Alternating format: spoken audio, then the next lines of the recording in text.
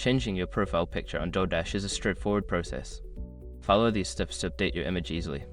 Step 1. Open the DoorDash app. Launch the DoorDash app on your mobile device. Make sure you are logged into your account to access your profile settings.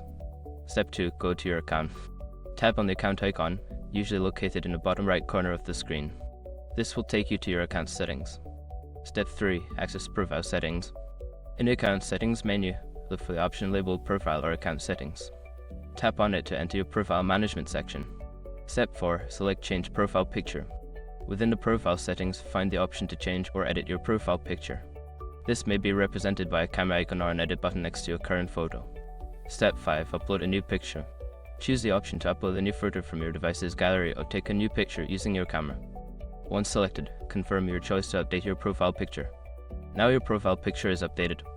You can return to your account at any time to make further changes.